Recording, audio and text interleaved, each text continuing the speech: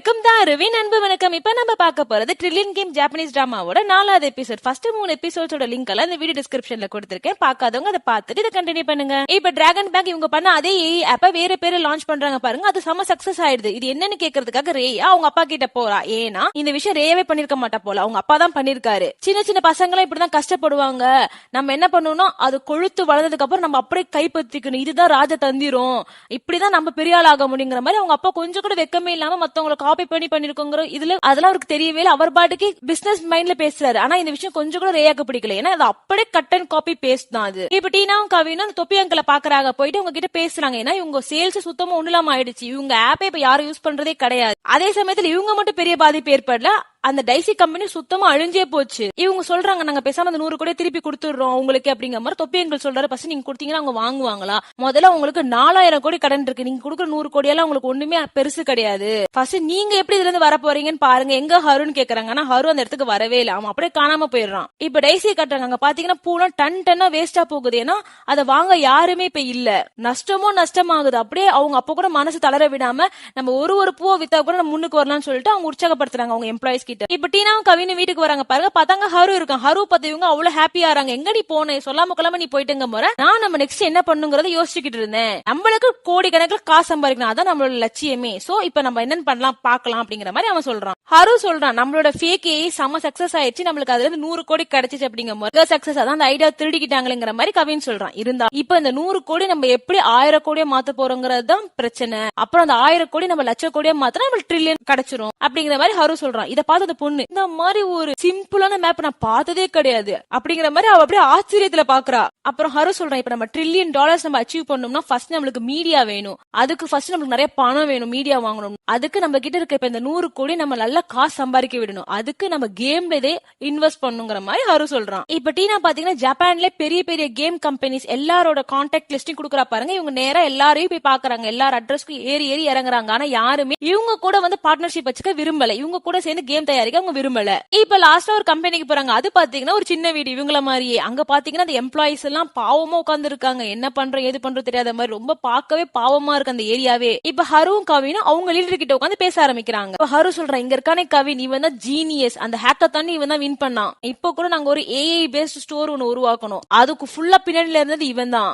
ஹரு சொல்றான், நீங்க எல்லா கேம் கிரியேட்டர்ஸ் அப்புறம் நம்ம ஹரு நீங்க எல்லாரும் சேர்ந்து ஒரு சம மாசான ஒரு கேமை ப்ரொடியூஸ் பண்ணீங்கன்னா மக்களுக்கு செமையா இருக்குங்கிற மாதிரி சொல்றான் பாருங்க. அது கேட்டு அவன் பெருசா இன்வால்வ் ஆகல அந்த லீடர். நாங்க எங்க கம்பெனி ஃபுல் ப்ராஜெக்ட்கான காசு தரும் சொன்னாலும் இவங்க கேட்க மாட்டேங்கிறாங்க. அந்த கேம் லீடர் சொல்றான், இல்ல இது சரிப்பட்டு வராது, நீங்க எல்லாம் எப்படிப்பட்ட ஆளுங்க எனக்கு தெரியும், சும்மா ஒரு கேம் உருவாக்கி வச்சுட்டு அதுல இருந்து காசு காய்க்கணும் நீங்க நினைப்பீங்க, இந்த மாதிரி ஆளு கூட நான் வந்து பார்ட்னர்ஷிப் வச்சுக்க விரும்பல அப்படிங்கிற மாதிரி சொல்லிடுறான். அவன் கீழே இருக்க எம்ப்ளாயிஸ் எல்லாம் சொல்றாங்க, டேய் நம்ம இருக்க இடமே சரியில்லை, நம்ம ஃபர்ஸ்ட் இதுக்கு வாடகை கூட கொடுக்கல, பேசாம அவன் கொடுக்குற ஆஃபர் ஏத்துக்கும் சொல்ல ஏத்துக்க மாட்டேங்கிறான். அப்ப ஹரு சொல்றான், நீங்க மட்டும் கூட பார்ட்னர்ஷிப் வச்சீங்கன்னா நீங்க எல்லாரும் ஒர்க் பண்றதுக்கு சரியான ஆபீஸ் ஒண்ணு நான் வந்து வச்சிருக்கேன் அப்படிங்கிற மாதிரி சொல்றான். ஆனா அந்த லீடர் பையன் சொல்றான், நீங்க எல்லாம் கேம் பத்தி என்ன தெரியும், சும்மா காசை வச்சுட்டு அலையிற ஆளுங்க முறை. ஹரு சொல்றான், நான் சின்ன வயசுல இருந்து கேம் பைத்தியம், கேம் தான் என் வாழ்க்கையை நான் வாழ்ந்தேங்கிற முறை இவன் அப்படி சென்டிமெண்ட் ஆக ஆரம்பிக்கிறான் அந்த லீடர் பாய். இப்ப காசை முக்கியமா நினைக்கவே வேணாம், நம்ம ஃபர்ஸ்ட் மக்களுக்கு நல்ல கேம் கொடுப்போம், கேமோட குவாலிட்டி தான் எனக்கு ஃபர்ஸ்ட் பிரையாரிட்டி, அப்புறம் தான் மத்தது எல்லாமேங்கிற மாதிரி ஹரு பயங்கரமா பேசுறான் பாருங்க. அதை கேட்டு அவன் இம்ப்ரெஸ் ஆயிடுறான். கவினுக்கு தான் தெரியும் விடுறது எல்லாமே வந்து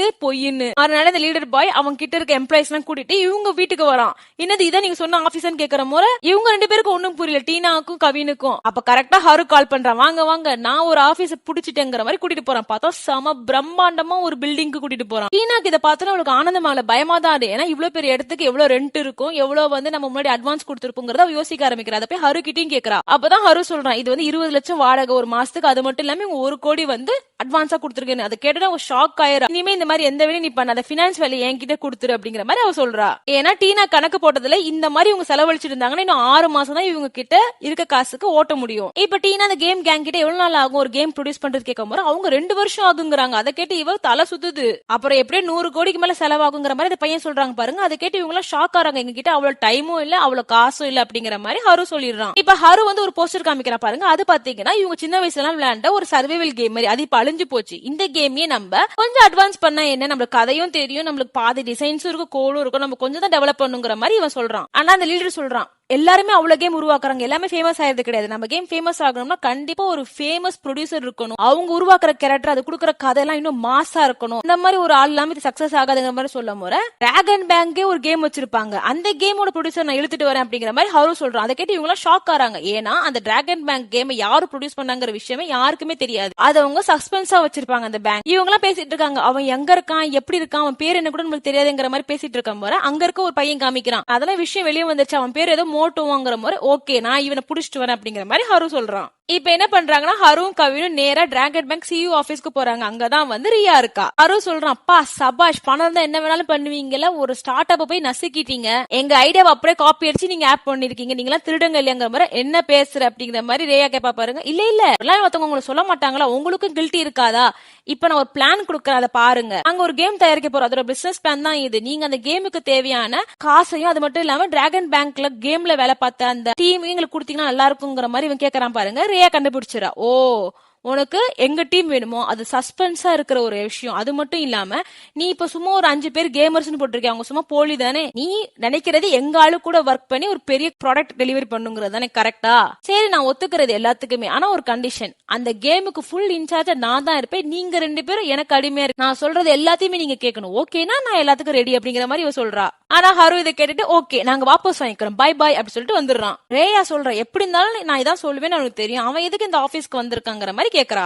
இப்ப இவங்க அந்த பேங்க் ஆபீஸ்க்குள்ள தான் இருக்காங்க, சுத்தி சுத்தி அங்க இருக்க எம்ப்ளாயிஸ் பேர் தான் பாக்குறாங்க, ஏதாவது வந்து மோட்டோங்கிற பேர்ல இருக்காங்க. ஆனா யாருமே அப்படி இல்ல. இப்ப பாத்தீங்கன்னா ஹரு எங்கேயோ போயிறான், கவினை மட்டும் விட்டு போறான். அவன் பயப்படுறான், ஐயோ டே என்ன இப்படிதான் தனியா விட்டு போயிட்டேன். அப்புறம் திருப்பி வந்துடுறான் பாருங்க. இவங்க 2 பேர் சேர்ந்து லிப்ட் ஏறாங்க. இவங்களால மோட்டோவை கண்டுபிடிக்க முடியல. ஆனா இப்பதான் ஒரு பெரிய விஷயம் நடக்குது. இந்த லிப்டுக்குள்ளதான் அந்த சிஇஓ இருக்காரு. ஹரு சொல்ற, உங்க கிட்ட மீடியா பவர் பண பவர் இருக்கனால என்ன வேணா பண்ண நினைக்கிறீங்களாங்க போற. ஆமா, உண்மையான வினர் யார் தெரியுமா, ஐடியா வச்சிருந்தா மட்டும் பத்தாது, அதை எப்படி பயங்கரமா ப்ராஃபிட் ஆக்கணும் எனக்கு அது தெரிஞ்சிச்சு, நான் பண்ணேன், மத்தபடி உங்க ஐடியா செம்ம அப்படிங்கிற மாதிரி இன்னும் கொம்பு சீவிட்டு போறாரு. இப்ப எங்க ட்ரில்லியன் கேம் ஆபீஸ் காட்டுறாங்க. அங்க எல்லா எம்ப்ளாயிஸும் ஒன்னா உட்காந்து பாத்துட்டு இருக்காங்க. ஏதோ நியூஸ் என்னன்னா டிராகன் பேங்க் கேம் உருவாக்குனார்ல அந்த ப்ரொடியூசர் மோட், அவர் வந்து அந்த பேங்கை விட்டுட்டு வெளியே வந்துட்டாராம். அவர் இனிமே தனியா வேலை செய்யணும்னு முடிவு பண்ணிட்டேங்கிற மாதிரி ஒரு நியூஸ் வந்திருக்கு. இப்ப என்னன்னா ஹரு எல்லார்கிட்டயும் சொல்றோம், நம்ம எல்லாருமே வந்து ஒரு பிரஸ் மீட் ஏற்பாடு பண்ணுவோம். எதுக்கு அந்த பிரஸ் கான்ஃபரன்ஸ்னா, நம்ம ட்ரில்லியன் கேமும் அந்த பெரிய வேர்ல்டு ஃபேமஸான மோட்டோஸ் வந்து ஒன்னா கேம் உருவாக்க போறோம்ல, அதை செலிப்ரேட் பண்றதுக்கு தான், அதை இன்ஃபார்ம் பண்றதுக்கு தான் மக்களுக்கு இப்படின்னு ஹரு சொல்றான் பாருங்க. அதை கேட்டு அவ ஷாக் ஆறா. டீனா, என்னது இனிமே நம்ம அவரை மீட் கூட பண்ணல, அதுக்குள்ளேயுமா நம்ம அரேஞ்ச் பண்ணணுங்கிற மாதிரி கேக்குறா. அதெல்லாம் தெரியாது, நாளைக்கு நீ அரேஞ்ச் பண்ற எல்லா ஏற்பாடும் நீங்க பாருங்க, அவர் எப்படி கூட்டிட்டு வரணும் எனக்கு தெரியும் அப்படிங்கிற மாதிரி இவன் சொல்றான். ஹரு சொல்றான், நான் கிளம்புற இந்த கேம் பத்தி எனக்கு ஒண்ணுமே தெரியாது அப்படிங்கிற மாதிரி. என்னது உனக்கு கேம் பத்தி ஒண்ணுமே தெரியாத, கேம்னா உன் உயிர் சொன்னியடா அப்படிங்கிற மாதிரி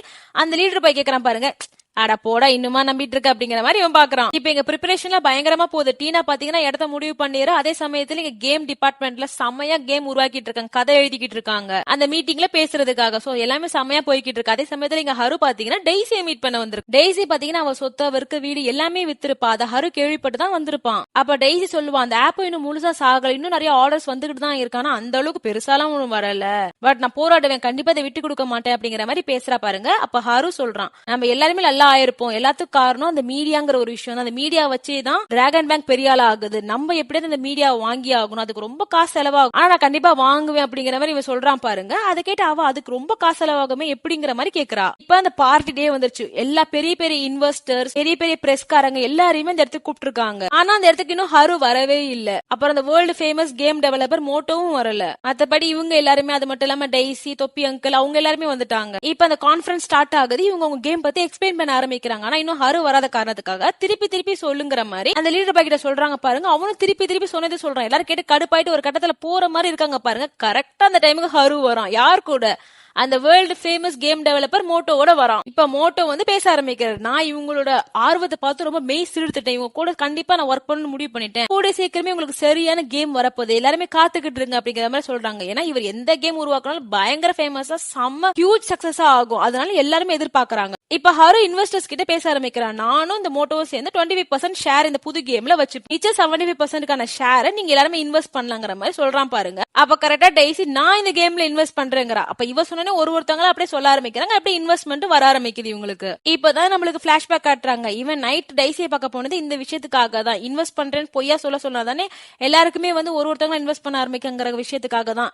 இப்ப பயப்படுறா நம்ம சொன்ன போய் என்ன ஆக போதோங்கிற மாதிரி. தொப்பியங்களை அதெல்லாம் விட பசங்க பாத்துப்பாங்கிற மாதிரி சொல்றாரு. இப்ப மறுநாள் ஆகுது, பல இடத்துல இருந்து இவங்க கேமுக்கான இன்வெஸ்ட்மெண்ட் வர ஆரம்பிக்குது. மொத்தம் பாத்தீங்கன்னா 200 கோடிக்கு மேலே இவங்களுக்கு இன்வெஸ்ட்மெண்ட் வருது. எல்லாருமே செம்ம ஹாப்பியா இருக்காங்க. ஏன்னா இவங்க நினைச்சதோட அதிகமா இவங்களுக்கு வந்திருக்கு. கிட்டத்தட்ட 3 மடங்கு அதிகமா வந்திருக்கு இன்வெஸ்ட்மெண்ட். அந்த கேம் கேங் அவ்வளவு சந்தோஷமா இருக்காங்க. ஏன்னா அவங்க பாவம் ஒரு வாய்ப்பு கிடைக்காம அவ்வளவு கஷ்டப்பட்டு இருந்தாங்க. ரொம்ப குஷியில மிதக்குறாங்க. சரி எல்லாரும் போய் சாப்பிட போலாங்கிற மாதிரி போறாங்க பாருங்க. அப்ப ஹரு வந்து கவினை மட்டும் இருக்க சொல்றான். நீங்க மட்டும் போயிட்டு வாங்க, நாங்க ஒண்ணு பேசணுங்கிற மாதிரி சொல்றான். என்ன பேசுறான் பாத்தீங்கன்னா கவின் கிட்ட, இவங்க கேமே உருவாக்க போறது இல்லங்கிற மாதிரி சொல்றான். அதை கேட்டு கவின் ஷாக்காரா, ஏன் நம்ம கேமே உருவாக்க போறது இல்லங்கிற மாதிரி கேக்குறான். அந்த மோட்டோங்கிற ஒருத்தர் உண்மையிலே கிடையவே கிடையாது. அவர் சும்மா போலியா நான் செட்டப் பண்ணி கூட்டு வந்தேன். உண்மையிலேயே அந்த டிராகன் பேங்க்ல அந்த கேம் உருவாக்குனது யாருன்னு யாருக்குமே தெரியாது. இல்ல நீ போய் சொல்ற, நம்ம ஒரு ஆர்டிகல் கூட படிச்சவங்க மாதிரி அந்த ஆர்டிகல் நானா தான் கிரியேட் பண்ண வச்சேன். இங்க நம்ம டிராகன் பேங்க் போயிருந்தோம். எதுக்கு? அந்த டிராகன் பேங்க் இன்டீரியரோட போட்டோ எடுக்கிறதுக்காக தான். அப்பதான் இவர் போட்டோ மார்க் பண்ணா எல்லாருக்கும் புரியும், லைக் எல்லாரும் ஒத்துப்பாங்கிறதுக்காக.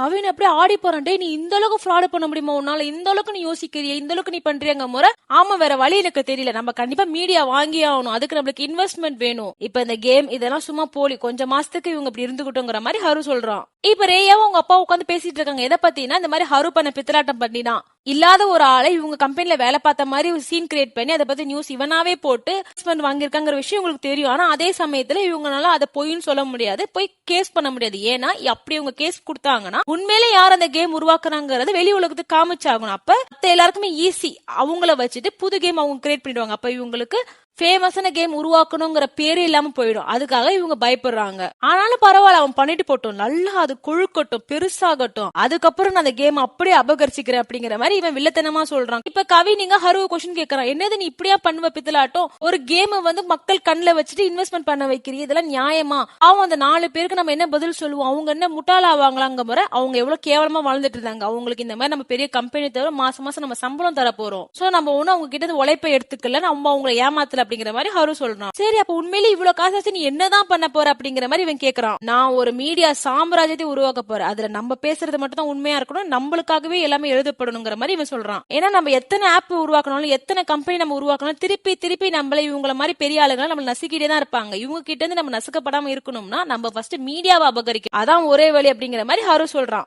இப்ப இங்க பாத்தீங்கன்னா ஹோட்டல்ல இவங்க எல்லாருமே செம்ம ஜாலியா இருக்காங்க. ஏன்னா உண்மை இவங்களுக்கு தெரியாதுல, உண்மையிலே கேம் உருவாக்க போறோங்கிற ஒரு சந்தோஷத்துல இவங்க எல்லாருமே இருக்கிறாங்க. ஆனா கவின் அதை ஒத்துக்கவே முடியல. இப்ப இவங்க கூட சேர்ந்து அவன் சாப்பிடுறான் பாருங்க, அவனுக்கு ஒரு மாதிரி கில்ட்டியா இருக்கு ரொம்ப. இப்ப நேரா ஹரு வந்து பாத்தீங்கன்னா தொப்பியங்களை பார்க்க வரான். ஹரு சொல்றான், எனக்கு நான் அடுத்த படிக்கு போறதுக்கு உங்ககிட்ட இருந்து எனக்கு ஒரு ஹெல்ப் வேணுங்கிற மாதிரி கேக்குறான். தொப்பியங்கள் ஓ ஃபர்ஸ்ட் ஒரு ஃபேக் ஏஐ அப்புறம் ஒரு ஃபேக் கேம், இப்ப என்னத்துக்கு அப்படிங்கிற மாதிரி கேக்குறாரு. நான் மீடியாவை கைப்பற்ற நினைக்கிறேன், அதுக்கு நீங்க வேணும் எனக்கு, ஏன்னா நீங்க ஆல்ரெடி மீடியால இருந்த ஒரு ஆள் தானேங்கிற மாதிரி இவன் கேக்குறான். நீ எதை பத்தி பேசுற எனக்கு தெரியல அப்படிங்கிற மாதிரி தொப்பியங்கள் சொல்றாரு. ஹரு சொல்றான், நான் ஒன்னும் அவ்வளவு முட்டாள் கிடையாது, யாராவது காசு கொடுத்தோன்னு உடனே போறதுக்கு, அவங்கள பத்தி நான் பேக்ரவுண்ட் வெரிஃபிகேஷன் பண்ணாமையா இருந்திருப்பேன், உங்களை பத்தி எல்லாமே தெரியும் அப்படிங்கிற மாதிரி ஹரு சொல்றான் பாருங்க. ஆனா அதுக்கு அவர் சொல்லிடுறாரு, இப்ப எல்லாம் ஒண்ணுமே கிடையாதுப்பா, அதெல்லாம் அப்ப அப்படிங்கிற மாதிரி சொல்லிடுறாரு. எங்க கம்பெனில நீங்க இன்வெஸ்ட் பண்ணிருக்கீங்க, சோ நம்ம எல்லாரோட ஃபியூச்சரும் ஒன்னாதான் இருக்கு, ஞாபகம் வச்சுக்கோங்க. நீங்க நம்ம 2 பேரும் சேர்ந்து இந்த மொத்த மீடியாவையும் டேக் ஓவர் பண்ணணும், ஏன்னா மீடியா நம்ம 2 பேருக்குமே ரொம்ப பாதகம் பண்ணிருக்கு அப்படிங்கிற மாதிரி சொல்றான். ஏதோ ஒரு விஷயம் இருக்கு, அது நம்மளுக்கு காட்டல, அது நெக்ஸ்ட் எபிசோட்ல காட்டுவாங்க நினைக்கிறேன். நெக்ஸ்ட் எபிசோட் நம்ம சேனல்ல ரொம்ப சீக்கிரமா வந்துடும். அது உடனுக்குடன் நீங்க பாக்கணும்னா நம்ம சேனலை சப்ஸ்கிரைப் பண்ணிக்கோங்க, நோட்டிபிகேஷன் ஆன் பண்ணி வச்சுக்கோங்க. இந்த வீடியோ உங்களுக்கு பிடிச்சிருந்துச்சுன்னா லைக் பண்ணி கமெண்ட் பண்ணி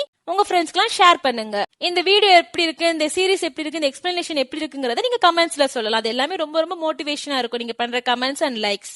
மறக்காம சப்ஸ்கிரைப் பண்ணிக்கோங்க. நன்றி, பை.